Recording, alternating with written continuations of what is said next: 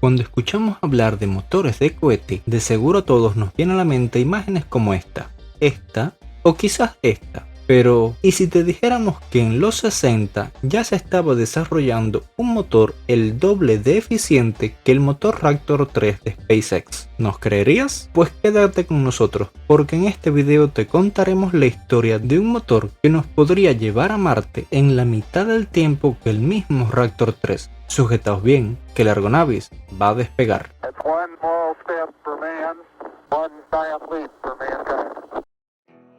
Un motor para llegar a Marte en 3 meses. Sí, sabemos que suena loco, pero no es ciencia ficción, se trata de los motores de propulsión nuclear. Pero eso seguro ya lo sabías por el título del video, ningún secreto hasta ahí. Al escuchar el término de propulsión nuclear, quizás parezca que es algo muy moderno, incluso futurista, pero en realidad tiene sus bases mucho tiempo atrás. Posterior al fin de la Segunda Guerra Mundial, en 1946, el físico estadounidense Frederick Rhines y el físico nuclear polaco-estadounidense Stanislaw Marcin-Ulam, quienes habían estado trabajando en el proyecto Manhattan, escribirían un memorándum en el que se planteaba la utilización de pulsos nucleares para impulsar cohetes.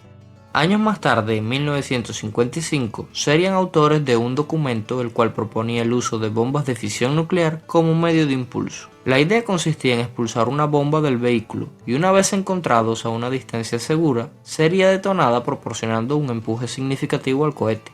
Una idea brillante en la que nada puede salir mal. Estas ideas servirían de base para el proyecto Orion, el cual sería dirigido por los físicos Theodore Brewster Taylor y Freeman John Dyson, más conocido por las esferas Dyson.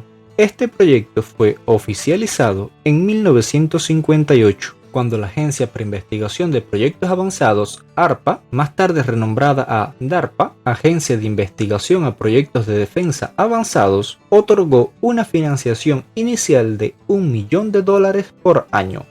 Esta financiación sería retirada al año siguiente, siendo respaldado el proyecto por la Oficina de Viaje Tripulado de la NASA y la Fuerza Aérea de los Estados Unidos. El concepto detrás de este proyecto era desarrollar un escudo capaz de soportar la explosión y onda de choque para proteger a la tripulación de la nave y convertir la energía de la detonación en movimiento. Para demostrar esto se construyeron múltiples modelos a escala, los que se probaron utilizando explosiones químicas. La más prometedora alcanzó una altitud de 100 metros utilizando 6 explosiones continuas. Orión, aunque alocado, ofrecía tanto un alto empuje como alta eficiencia. En cohetería, esta eficiencia se le conoce como empuje específico, o ISP. El ISP indica cuánto tiempo puede una cantidad dada de propelente generar un empuje igual al peso de ese propelente bajo la gravedad terrestre. Es decir, refleja qué tan eficientemente el motor usa el propelente. De forma similar a como en los automóviles se mide cuántos kilómetros se recorren por litro de combustible. Es decir, mientras mayor sea el número, mejor. En el caso de Orión, su ISP era de 2000 segundos y algunos cálculos de la Fuerza Aérea indicaban entre 4000 y 6000 segundos. Dyson también calculó que usando las bombas de fusión, este valor podría ser hasta de 75000 segundos, consiguiendo velocidades de hasta 10.000 km por segundo, alcanzando el 3,3% de la velocidad de la luz, lo que permitiría un supuesto viaje a Alpha Centauri en unos 133 años, algo impensable para los motores actuales. La NASA llegaría incluso a planificar un perfil de vuelo a Marte para un viaje de 125 días, con una tripulación de 8 astronautas, estimando un costo de $1.500 millones. Sin embargo, el proyecto sería cancelado en 1963 cuando se firmó el Tratado de Prohibición Parcial de Ensayos Nucleares, que prohibía las detonaciones nucleares en la atmósfera, el espacio exterior y bajo el agua. Pero este no sería el fin de la idea de la propulsión nuclear. Otro proyecto que había surgido de manera paralela llegaría aún más lejos. Entre 1948 y 1949, el físico nuclear Leslie Robert Shepard y el ingeniero de cohetes Arthur Valentin Cleaver publicarían una serie de documentos en la Journal of the British Interplanetary Society, en los que enmarcaban el diseño de un motor de cohete impulsado por energía nuclear. mediante el uso de un núcleo de grafito que serviría como intercambiador de calor, una idea muy acertada para la cual sus autores concluían que aunque era esencial para la exploración del espacio profundo, no eran posibles de desarrollar con la tecnología del momento. Años más tarde, en 1953, Robert William Buzzard, mientras trabajaba en el Laboratorio Nacional de Oak Ridge, escribiría un estudio detallado sobre la energía nuclear para la propulsión de cohetes, el cual se basaba en los documentos publicados por Arthur Clipper y Leslie Shepard. Este estudio no tendría un gran impacto, ya que al ser clasificado solo personas con el nivel de autoridad suficiente podían leerlo. Solo serían impresas 29 copias.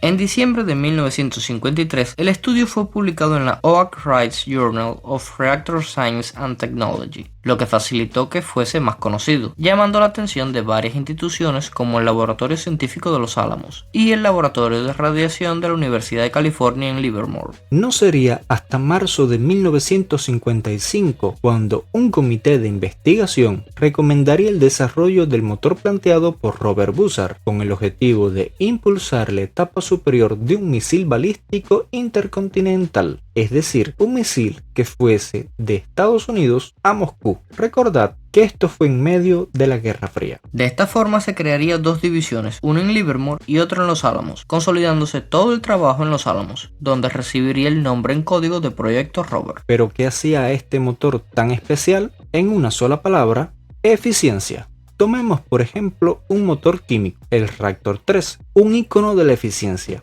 con sus 350 segundos de empuje específico a nivel del mar y que probablemente alcance de 380 a 400 en su variante de vacío. O mejor aún, tomemos el RL10 con sus 465 segundos de impulso en el vacío, pues un motor como los del Proyecto Robert contaba con un empuje específico de 900 segundos. Sí, casi 2 veces más eficiente que el RL10. 1.93 para ser exactos, y 2.3 veces más que el motor Raptor, y la clave de esto está en su combustible. A diferencia de los motores químicos, este no cuenta con oxidante, utiliza solamente hidrógeno para impulsarse. El hidrógeno, por su parte, cuenta con una masa molecular de solo 2 G-mol, siendo el elemento más ligero de la tabla periódica, y al ser la velocidad de las moléculas inversamente proporcional a la raíz cuadrada de su peso molecular, el hidrógeno es el elemento perfecto para maximizar la velocidad de expulsión de los gases. Por ejemplo, el motor RL10 que mencionábamos antes utilizaba hidrógeno y oxígeno como propelentes, siendo el escape agua en estado gaseoso, que al sustituir su peso molecular de 18 G-mol en la ecuación nos da aproximadamente 3 veces menos que al usar el hidrógeno, lo que en la práctica es menor ya que los motores nucleares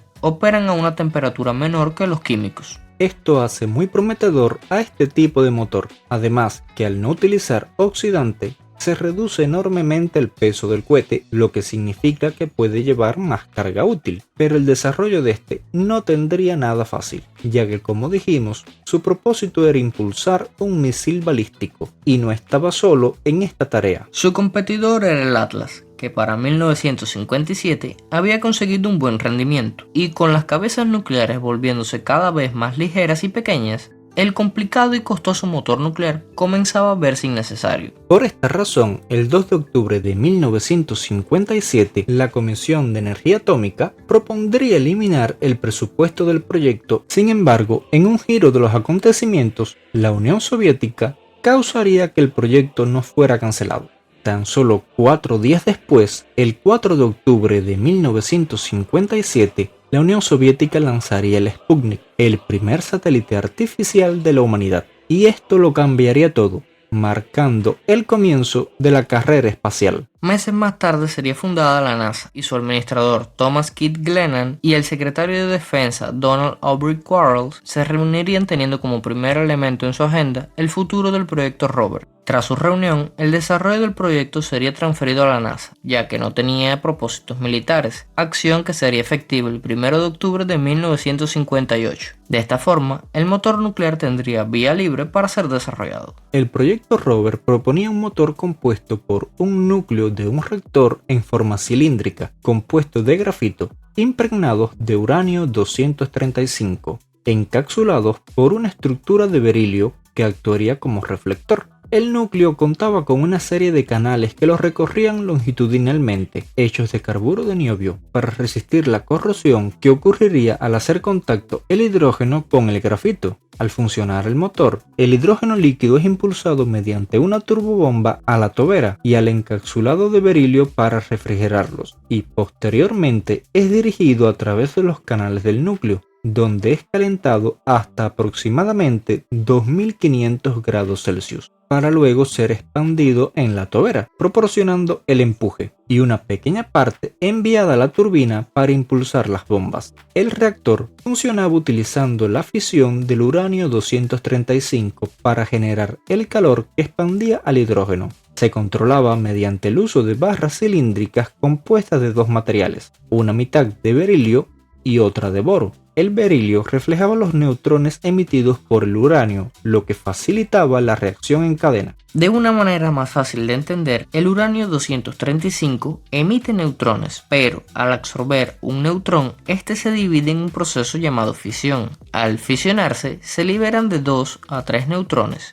descomponiéndose el uranio en dos elementos más ligeros, el bario y el criptón, el elemento, no el planeta natal de Superman. Los neutrones liberados pueden ser absorbidos por otro átomo de uranio, haciendo que se repita el proceso en lo que se conoce como una reacción en cadena. Por esto, el berilio, al reflejar los neutrones de regreso al uranio, ayuda a que se efectúe este proceso de fisión. Esta división, a su vez, libera una gran cantidad de energía que se traduce en calor. Por otro lado, el boro de las barras absorbe los neutrones emitidos, lo que reduce la velocidad de la reacción. Esto permite controlar el proceso de fisión y evitar una reacción descontrolada. Pero claro, este sería el diseño final del motor. Antes de llegar a este, se realizaron una larga serie de pruebas y correcciones de diseños. Era necesario demostrar que un motor nuclear era posible de construir. Esta fue la primera fase del proyecto Rover, la que tenía por nombre Kiwi, dado por el ave de Nueva Zelanda que no puede volar, ya que los motores de esta fase no estaban destinados a volar.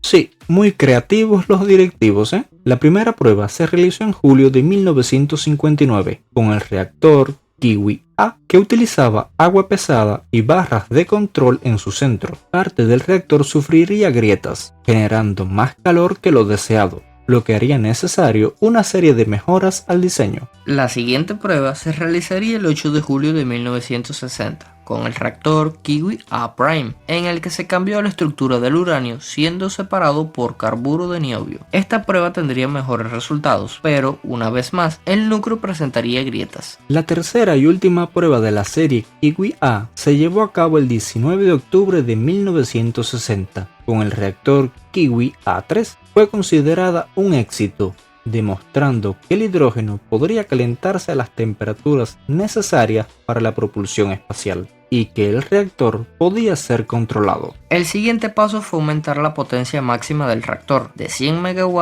a 1000 MW, así como utilizar hidrógeno líquido tanto para el impulso como para refrigerar la tobera, ya que hasta ese momento había sido refrigerada con agua. Además, se debía probar la nueva turbobomba desarrollada por Rocketdyne y lograr que el motor arrancara por sí solo. La serie B de Kiwi no estaría exenta de fallos. La primera prueba de la serie sería el 7 de noviembre de 1961, en la que ocurriría una explosión de hidrógeno. En pruebas posteriores se apreciarían destellos en la salida del motor, producto de grietas provocadas por las vibraciones de este. La última prueba se realizaría con el reactor Kiwi B4E el 28 de agosto de 1964, en la que alcanzaría 937 MW de potencia, y posteriormente sería reencendido en otra prueba el 10 de septiembre, operando a 882 MW, demostrando que el motor podría ser reencendido sin problema. Con este resultado se procedió al desarrollo de un motor de cohete conocido como Nerva, basado en el diseño de Kiwi, que estaría destinado a ser utilizado en la etapa superior del Saturno V. ¿Sí? El Saturno V casi se convierte en el primer cohete en usar un motor nuclear. El programa Nerva consistió en tomar la tecnología desarrollada por el proyecto Rover y adaptarla a una configuración de vuelo. Para eso, la Oficina de Propulsión Nuclear, una unión entre la NASA y la Comisión de Energía Atómica, seleccionaron el diseño final del reactor Kiwi B4E, que proporcionaba 825 segundos de impulso específico y 330 kN de empuje, como la base de lo que sería su primer prototipo. El NRX serviría para validar la configuración de vuelo. La primera prueba del motor Nerva A2 se efectuaría el 24 de septiembre de 1964, manteniéndose encendido durante 40 segundos a 1000 MW de potencia, con un impulso específico de 811 segundos, sin presentar fallos. Tras este éxito, los ingenieros no se detuvieron y continuaron perfeccionando el motor Nerva para alcanzar objetivos clave como el reencendido reiterado del motor y la estabilidad del reactor durante los encendidos y apagados. Por su parte, el proyecto Rover había continuado su segunda fase, llamada Phoebus, con el objetivo de lograr una mayor potencia en el motor. Su propósito era crear un motor que alcanzara los 4100 MW, todo un desafío, pero mucho menor que los 20.000 MW que el laboratorio científico de Los Álamos deseaba. Su primera prueba, el 25 de junio de 1965, no terminaría bien. En ella el motor Phoebus 1A explotaría al haber estado operando sin refrigerante por una mala lectura de los niveles del tanque de hidrógeno.